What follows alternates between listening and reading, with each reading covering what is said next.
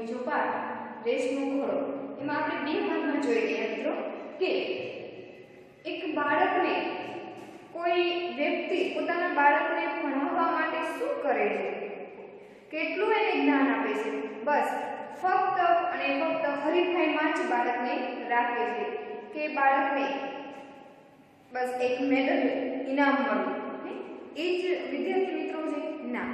આમાંથી આપણને એ પણ શીખવા મળે કે ફક્ત બાળકને વિદ્યા નહીં પણ કંઈક બીજું પણ એને શીખવું, એની ઈચ્છા પ્રમાણે ભણાવવું. પણ અહીંયા તો વિનુ કાકા છે એ પોતાના બાળક એટલે કે પોતાના પુત્ર સૌરભને ફક્ત અને ફક્ત ભણવા માટે જ એક લક્ષ્ય બનાવે કે બસ ભણવામાં જ ધ્યાન આપવું, પહેલો નંબર આવવો, મેડલ મળવા, પેપરમાં ફોટો આવવો, સમાચારમાં ફોટો આવવો, કોઈ તમારું ઇન્ટરવ્યૂ લે, બસ આવી જ શિખામણ આપે છે.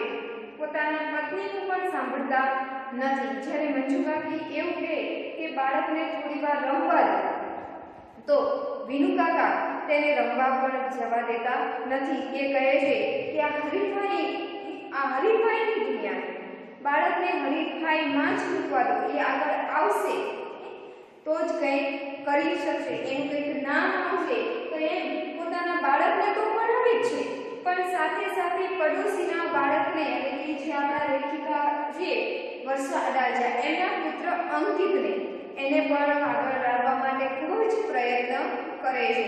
એને પણ કોમ્પ્યુટર ક્લાસમાં મૂકવો તો એમાં પણ સારું નામ આવવું. અંકિત બીમાર પડે છે ત્યારે પણ કંઈક એને ભણાવો, બસ દવા આપી દો સારું થઈ જાય, એને ક્લાસમાં જવા દો, આવા વિચાર શ્રેણી ધરાવતા હોય છે. જ્યારે અંકિત છે સૌરભને તો ભણવું ગમે છે, એને ખૂબ જ ગમે છે પણ અંકિતને આવા વાતાવરણમાં રહેવું ગમતું નથી. એને ભણવા સાથે હરવું ફરવું રમવું પણ ગમે છે અને એના આ વિચાર એના માતા પિતા વર્ષાબેન અને એના પિતા સંજયભાઈ આ બે એના વિચાર શ્રેણીને સમજી અને એને એક અલગ ક્લાસમાં જવાની ના પાડે છે અને એને આગળ ભણવાનું તો છે પણ એને રમત સાથે ભણતર આપવાનું વિચારે છે અને આવી જ રીતે અંકિત અને સૌરભને ભણાવે છે, જેમાં સૌરભ આગળ આવે છે અને અંકિત પાછળ રહી જાય છે. તો અમે આ બંનેને અંકિત અને સૌરભને અલગ પાડવા માટે અંકિતના માતા પિતા વિચારે છે પણ સંજોગે એવું થાય છે, સંજોગ સાથે જ્યારે અંકિત છે એના માર્ક ઓછા આવે છે, એના નંબર પાછળ આવે છે અને સૌરભ અને અંકિતના બેના ક્લાસ અલગ કરવામાં આવે છે. એટલા માટે એ સ્કૂલ બદલવાની જરૂર રહેતી નથી અને ખૂબ જ ખુશ છે.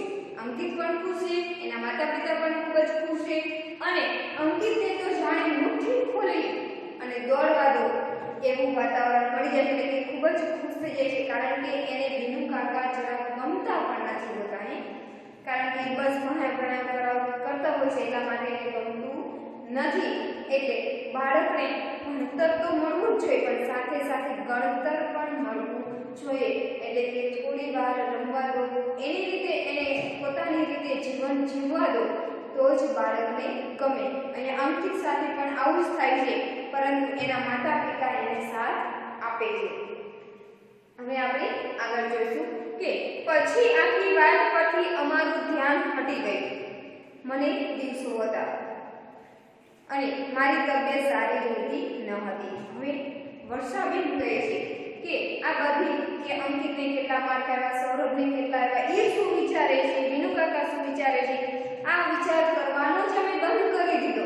વર્ષાબેન કહે છે અમે બધું બંધ કરી દીધું અને એ કહે છે કે મને દિવસો હતા એટલે કે વર્ષાબેન છે એ માં બનવાના હતા એટલા માટે એની તબિયત સારી રહેતી નહોતી.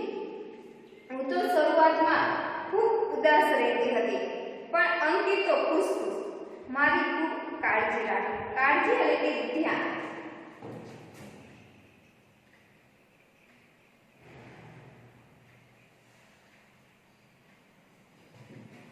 એટલે કહે છે કે હું ખૂબ ઉદાસ રહેતી હતી એટલે કે શું થશે, આ બાળકને કેવી રીતે ભણાવું, બીજું બાળક આવે એટલા માટે એના પર પૂરતું ધ્યાન ન રહે એવા વિચારમાં ઉદાસ હતા વર્ષાબેન. પણ અંકિત તો ખૂબ ખુશ રહેવા માંડ્યો કારણ કે એને વિનુ કાકાને ત્યાં મોકલતા, ભણવા માટે નહોતા મોકલતા. એટલે અંકિત ખૂબ ખુશ થઈ ગયો હતો અને એ વર્ષાબેનનું ખૂબ ધ્યાન પણ રાખતો હતો.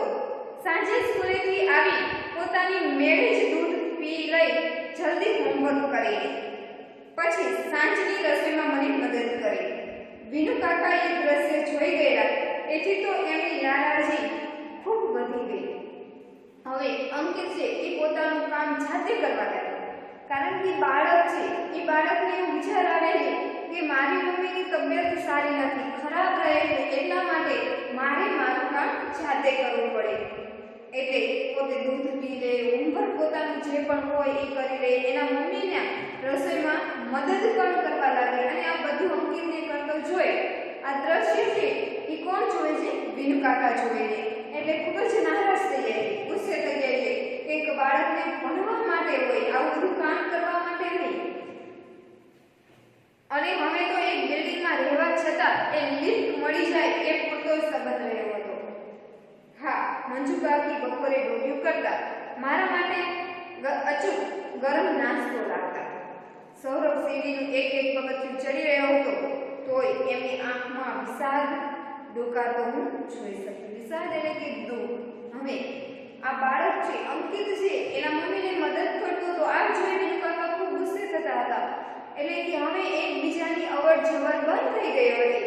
પણ એક જ ફ્લેટમાં રહેવા છતાં હવે લિફ્ટ સિવાય એમની મુલાકાત થતી નહોતી. પણ હા, જ્યારે ઘરે વિનુ કાકા ન હોય ત્યારે મંજુ કાકી છે એ વર્ષાબેનના ઘરે એકાદ ડોક્યું નાખી આવે, એમના માટે ગરમ ગરમ નાસ્તો લઈ જતા અને અંકિત માટે ખુશ પણ હતા. હવે સૌરભ છે એ સીડીનું એક એક પગથિયું ચડી રહ્યો હતો. એટલે કે પોતાનું જે ભણતર છે એમાં એક એક સફળતા મળતી હતી, ચડી રહ્યો હતો. તોય એમની આંખોમાં વિષાદ એટલે કે દુઃખ. વિષાદ એટલે કે દુઃખ.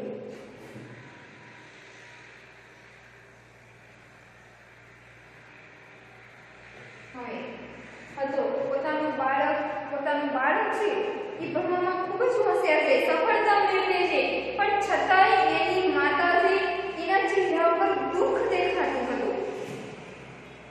મને દીકરી જન્મી. હવે વર્ષાબેન છે એ એક દીકરીને જન્મ આપે છે.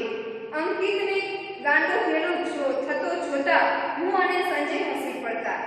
અંકિતને એની પર ઓળઘોળ થતો જોઈ મનમાં કોઈ અજબ સુખ અનુભવાતું.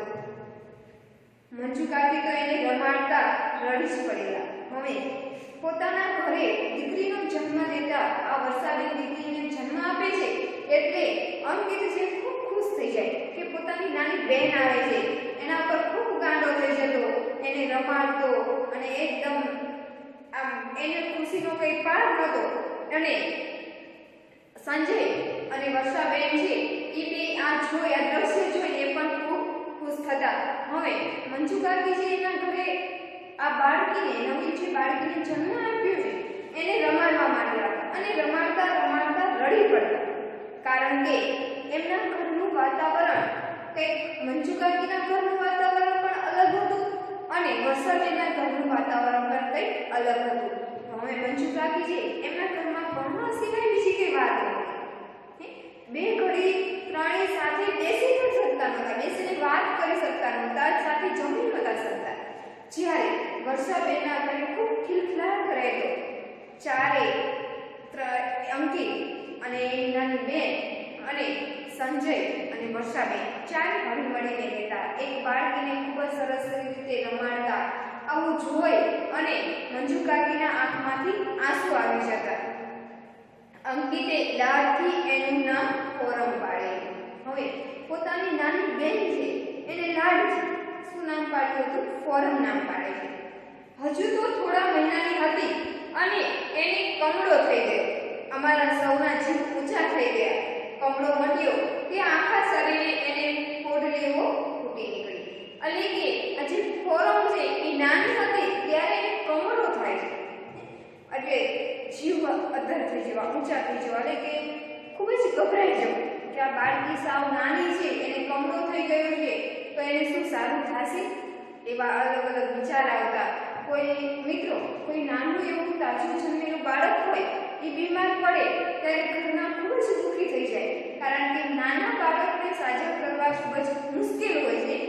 એટલા માટે.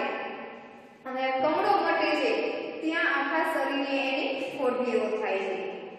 એ વર્ષે અંકિતનો ક્લાસમાં 31મો નંબર આવ્યો. અમે બે એને વઢી શકીએ એમ પણ હતા.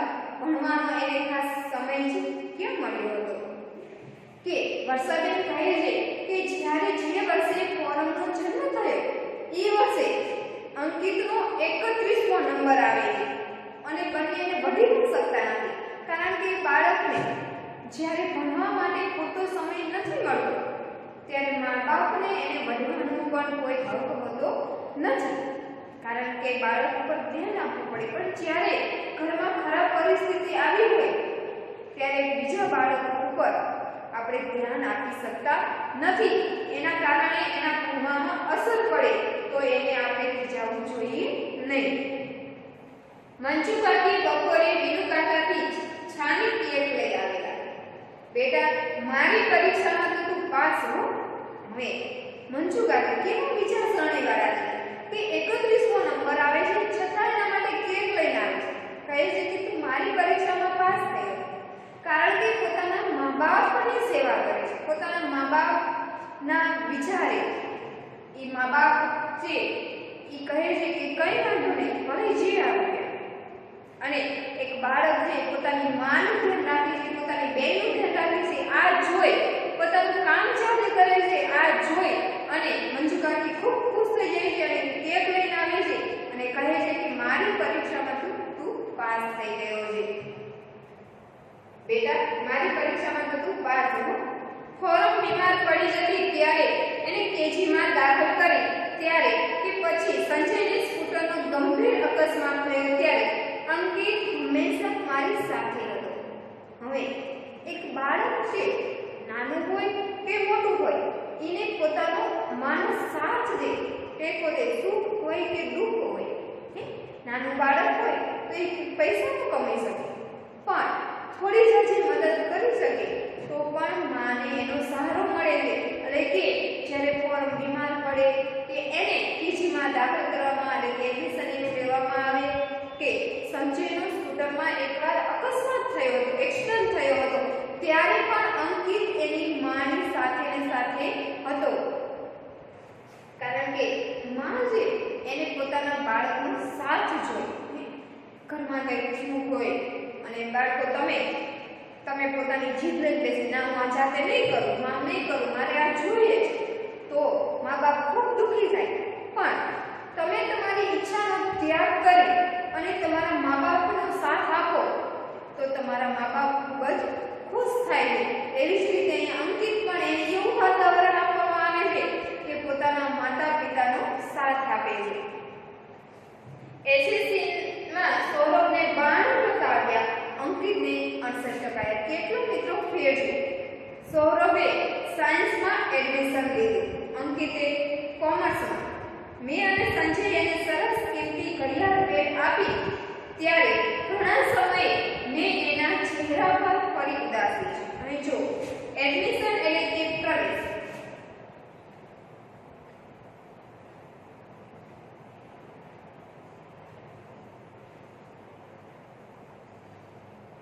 એડમિશન એટલે કે પ્રવેશ. હવે અંકિત સૌરભને 92% આવે છે, અંકિતને 68% આવે છે. હવે બેને એડમિશન લેવાનું છે. મિત્રો તમે જાણો છો કે તમે 10મામાં હોય, 10માની પરીક્ષા પૂરી થાય પછી તમારે સાયન્સ, કોમર્સ, આર્ટ્સ શેમાં જાઓ કે ડિપ્લોમા. તમારી શું ઈચ્છા છે એમાં એને એડમિશન લેવાનું હોય. તો અહીંયા સૌરભને 60% છે એટલે સાયન્સમાં એડમિશન લે છે અને અંકિતને ઓછા ટકાઓ છે એટલા માટે કોમર્સમાં એડમિશન લે છે. અને સંજય અને વર્ષાબેન છે એ અંકિતને એક ઘડિયાળ ભેટ આપે.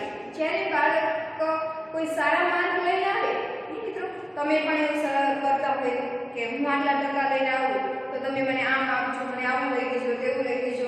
તો અહીંયા અંકિતની જ્યારે ઘડિયાળ આપવામાં આવે છે ત્યારે ખૂબ જ ઉદાસ થઈ જાય છે. તો કેમ ઉદાસ થઈ જાય છે કે સોરી પપ્પા, તમારા લોકોનું સપનું હું પૂરું ન કરી શક્યો. એટલે કહે છે કે તમે જે સપનું જોયું હતું કે મને એક મોટો વ્યક્તિ બનાવવાનું, એ સપનું હું પૂરું કરી શક્યો નથી. તમારા ધારેલા ટકા હું લાવી શક્યો નથી. એટલા માટે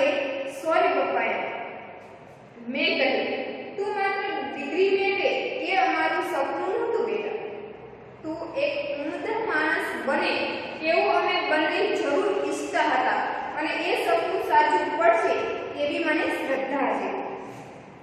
ઉમદા એટલે કે સારું.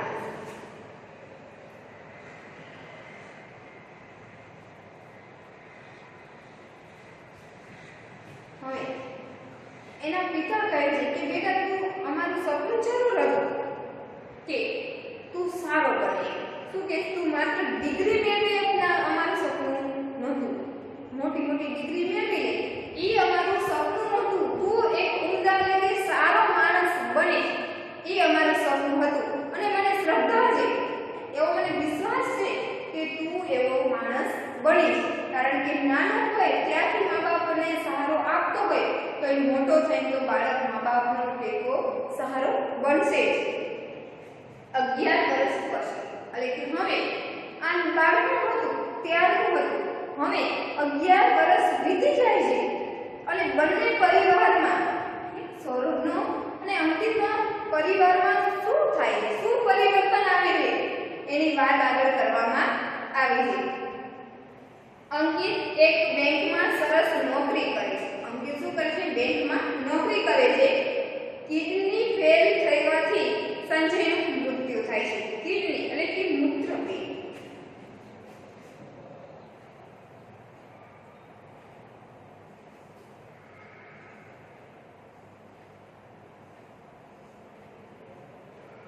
હવે સંજયની કિડની ફેલ થવાથી એનું મૃત્યુ થાય છે. અંકિતના પિતાનું મૃત્યુ થાય છે.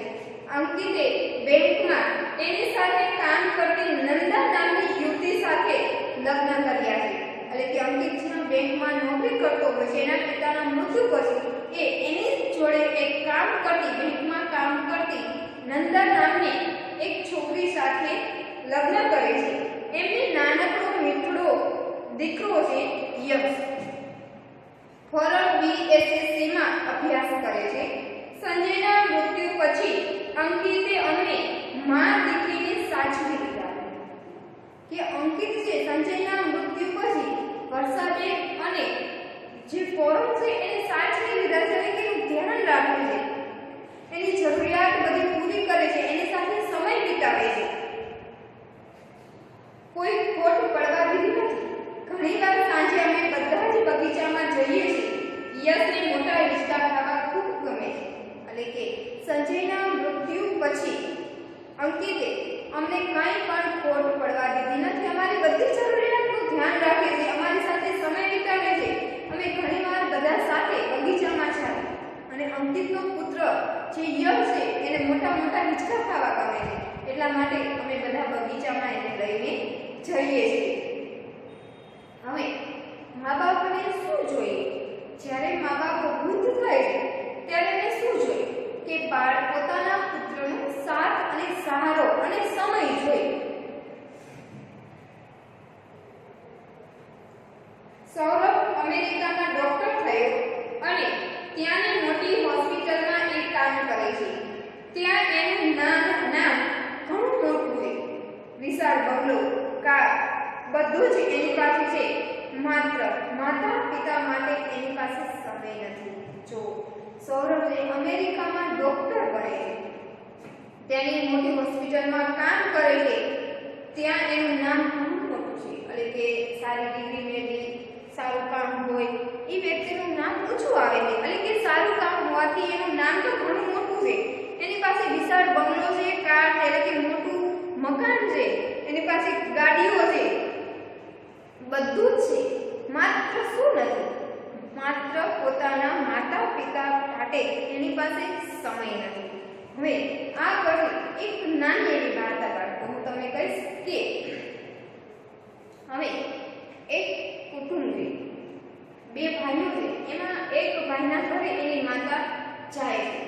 હવે દિવાળી આવતી હોય છે એટલે જે એનો પુત્ર છે એ એની પત્નીને કહે છે કે જે બાને જોતું હોય પૂછવું જોઈએ છે, પૂછી લેજે, એને જે ખરીદી કરવી હોય એ લિસ્ટ આપી દે, આપણે એની માટે લિસ્ટ લેતા આવશું. એ પોતે પોતાના માતાને એ ખાલી પૂછવાનો સમય નથી કે તારે શું જોઈએ છે. હવે એની પત્ની છે એ કહે છે કે બા તમારે શું લાવવું છે, તમારે જે લાવવું હોય એ કહી દો, અમે લેતા આવશું. હવે એ કહે છે મારે કંઈ નથી જોતું બેટા, મારે કંઈ નથી જોતું, પણ કહે છે ના તમારે જે લાવવું હોય એ કહી દો, અમે લેતા આવશું. હવે એના માતા છે એ એમ કહે છે સારું બેટા, હું એક લિસ્ટ બનાવીને આપું એટલું લેતા આવશું. હવે એક લિસ્ટ લાવે છે, એક લાંબુ લિસ્ટ હોય છે. એ લિસ્ટ છે એના પુત્રવધુ છે, એના દીકરાની વહુ છે, એના હાથમાં આપે છે કે આટલું લેતો આવજો. હવે એ લિસ્ટ લઈ અને એના પતિને આપે છે કે બાએ આટલું વસ્તુ મગાવેલી, લિસ્ટ ખીચામાં મૂકે છે, બધી ખરીદી મોલમાં છે બધી ખરીદી કરે છે, ઘરમાં જે જોઈએ કપડાં બધી વસ્તુ લઈ લે. બધી વસ્તુ લીધા પછી એને યાદ આવે છે કે બાએ વસ્તુ મગાવી, લિસ્ટ ખોલે છે, લાંબુ લિસ્ટ વાંચ્યા પહેલા એનો પુત્ર એવું કહે છે કે આટલું બધું અત્યાર સુધી તો મગાવવાની ના પાડતા તો મળી આટલી બધી વસ્તુ મગાવી. હવે લિસ્ટ વાંચે છે મિત્રો, ધ્યાન રાખજો એ લિસ્ટમાં શું લખેલું છે. લિસ્ટ વાંચે છે એ લિસ્ટમાં લખેલું હોય છે કે તારા માટે આ લાવજે, દીકરાની વહુ માટે લખેલું છે આ લાવજો, એના પુત્ર માટે લખેલું હોય છે કે આ લાવજો, એની માટે કંઈ પણ છેલ્લે હોય બેટા બજારમાંથી જો મળે ને તો મારા માટે સમય ખરીદીને લાવજે. શું માંગે છે કે મારા માટે થોડોક સમય ખરીદી અને લાવજે જો બજારમાં મળે ને તો. આ સાંભળી એનો પુત્ર ખૂબ જ રડે છે કે કઈ વસ્તુની માંગણી નથી થતી, ફક્ત આ જ વસ્તુની માંગણી છે, સમય. મિત્રો એટલે કે તમે ભણી ગણીને ગમે તેટલા મોટા થાવ પણ મા બાપ માટે સમય તો આપવો જ જોઈએ. જ્યારે અહીંયા સૌરભને ભણાવી એના વિનુકાકા ખૂબ જ મોટો વ્યક્તિ બનાવે છે, પણ જ્યારે મા બાપને સમયની જરૂર છે ત્યારે જ એની પાસે સમય નથી. ત્યારે આવી રીતે મા બાપને કહેવું પડે છે કે બજારમાંથી જો મળે ને તો સમય ખરીદીને લાવજે. વિનુકાકા મંજુ કાકી શરૂઆતમાં તો પહેલા મોસમેર અમેરિકા જતા. પોતાનો પુત્ર અમેરિકા ગયો હોય, મા બાપ ખૂબ જ ખુશ હોય. કેટલા ખુશ હોય કે પોતાનો પુત્ર અમેરિકામાં રહે છે, ડોક્ટર છે, કેટલું મોટું એનું નામ છે, હોશે ખૂબ ખુશ થઈ અને અમેરિકા જતા. પણ 3 વર્ષ પહેલા છેલ્લી વાર પાછા આવ્યા પછી હવે અહીં જ છે. એવું શું બન્યું છે કે એના મા બાપ અમેરિકામાં 3 વર્ષ પહેલા ગયા હતા અને પાછા આવ્યા પછી જવાનું નામ જ લેતા નથી? એનું શું કારણ? ક્યારેક મને પૂછતી અમે ક્યારે જશું, ત્યારે માથું ધુનાવી ચૂપ રહે છે. એમની આંખને ખૂણે બાજેલું નાનું આંસુ આથમતા સૂરજના કિરણમાં ચમકી ઉઠે છે. હવે શું કહે કે હું વર્ષાબેન કે ઘણી વાર પૂછતે હવે તમે ક્યારે અમેરિકા જશો, પણ ફક્ત માથું ધુનાવી અને ના પાડે કે હવે અમે અમેરિકા જવાના નથી, એમ ચૂપચાપ એમ ના પાડે છે કે અમે જવું નથી. અને એમની આંખને ખૂણે બાજેલું નાનું આંસુ આથમતા સૂરજના કિરણમાં ચમકી ઉઠે છે. આથમતો સૂરજ કે ચમકી ઉઠે એમ એમની આંખોમાંથી ખૂબ જ દુઃખ છે. કહેવાનો મતલબ એવો છે કે એમને ખૂબ જ દુઃખ છે કે પોતાના પુત્રને માટે બધું જ કરી ચૂક્યા, પણ છતાંય પુત્રને અમારા માટે સમય નથી. બાળકો તમે કદાચ એવું પિક્ચર જોયું હશે કે મા બાપને ખુશ કરો. હવે એ પિક્ચરમાં કે પોતાને કોઈ સંતાન નથી, ખૂબ જ મા બાપ ભગવાનને પથ્થર કહેવાય કે પથ્થર એટલા દેવ કરે ત્યારે એના ઘરે પુત્રનો જન્મ થાય છે. હવે એ પુત્ર ભણાવવા માટે ખૂબ જ બધું જ વેચી દે છે, પોતાની જમીન ઘર-બાર બધું જ વેચી દે છે. છોકરાને અમેરિકા મોકલે છે. એને પૈસાની જરૂર હોય છે, પૈસાની માંગણી કરે છે. પિતા પોતાનો અંગૂઠો કાપી, કારણ કે કામ કરતા હોય એને જો પોતાના અંગને કંઈ નુકસાન થાય તો કંપની પૈસા, તો એ રીતે પોતાનો અંગૂઠો કાપી અને પૈસા જે મળે એ પૈસા પોતાના પુત્રને મોકલે. પછી એ અમેરિકા જાય છે. દીકરો લગ્ન કરી દે છે, માતા પિતાને પૂછ્યા વગર લગ્ન કરે છે. પછી માતા પિતાને ક્યારે બોલાવે કે જ્યારે એમના પુત્રના ઘરે પુત્રનો જન્મ થાય ત્યારે બોલાવે છે, કારણ કે એનું ધ્યાન રાખવા માટે. માતા પિતા જાય છે, ખૂબ જ બાળકનું ધ્યાન રાખે છે, મોટો કરે છે. જ્યારે એમના ઘરે બાળકની બર્થડે પાર્ટી હોય ત્યારે બધા લોકો આવે અને પૂછે કે આ કોણ છે, ત્યારે પુત્ર અને પુત્રવધુ એવું કહે છે કે અમારા નોકર છે. અને આવા શબ્દો મિત્રો સાંભળે ત્યારે કદાચ મનમાં એવો વિચાર આવે કે ધરતી જો જગ્યા આપે ને તો એમાં સમાઈ જાય. પોતાના પુત્ર માટે આટલું કરવા છતાંય નોકરની ગણતરી કરે છે. મા બાપને ખૂબ જ પરેશાન કરે છે. અમે એમને એવું કહે છે કે અમને અમારા દેશમાં પાછા મોકલો. ત્યારે પુત્રવધુ એવું કહે છે એના પતિને કે એમને ટિકિટના પૈસા તો ખરીદવા જોઈએ ને, ખરીદવા માટે પૈસા જોઈએ, એટલા બધા પૈસા બગાડે નહીં, અમને કંઈક રસ્તામાં મૂકી આવો.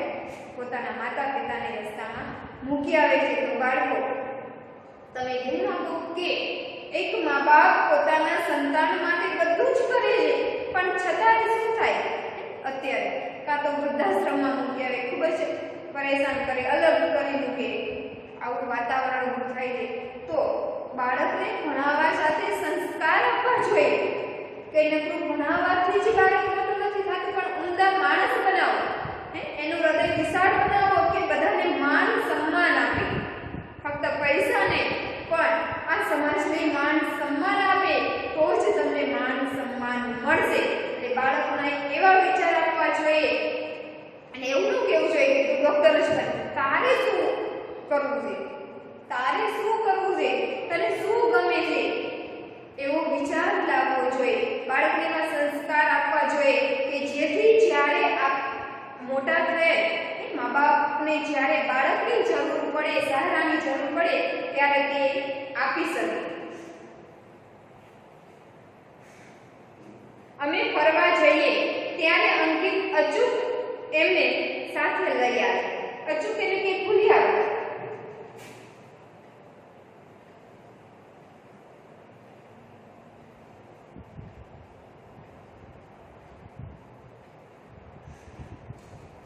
એટલે કે એમને અંકિત છે એ વિનુ કાકા અને મંજુ કાકીને ભૂલ્યા વગર હંમેશા જ્યારે બહાર જાય ત્યારે બંનેને સાથે લઈને જાય. વિનુ કાકા અને મંજુ કાકીની ઉંમર જાણે એકદમ વધી ગઈ લાગે છે. કાકીને ગોઠણનો દુખાવો થયો છે. કોરમનો હાથ પકડીને ધીમે ધીમે ચાલે છે. ગોઠણ એટલે કે ઘૂંટણ.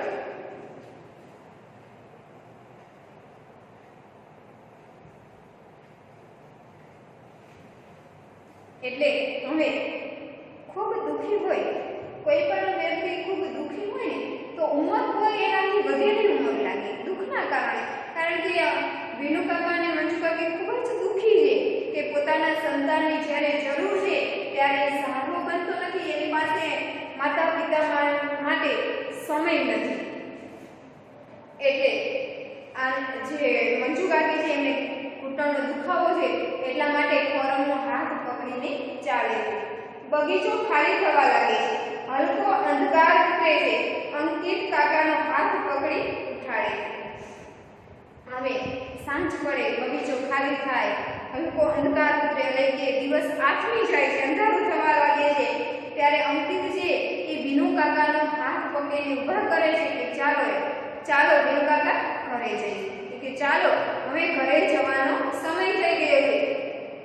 કાંડે બાંધેલી કિંમતી ઘડિયાળમાં જોયા વગર તેઓ કહે છે, હા બેટા ચાલ, બહુ મોડું થઈ ગયું. હવે વિનુ કાકાને સમજાય છે, હવે સમજાય છે મોડું થઈ ગયું એનો મતલબ કે દિવસ આથમી ગયો એમ કહેવા નથી માંગતા. એવું કહેવા માંગે છે કે હા બેટા ઘણું મોડું થઈ ગયું, કે હું તારા જેવો મારા પુત્રને બનાવી શક્યો નથી, એટલા માટે કહે છે કે હા બેટા ખૂબ મોડું થઈ ગયું એમ.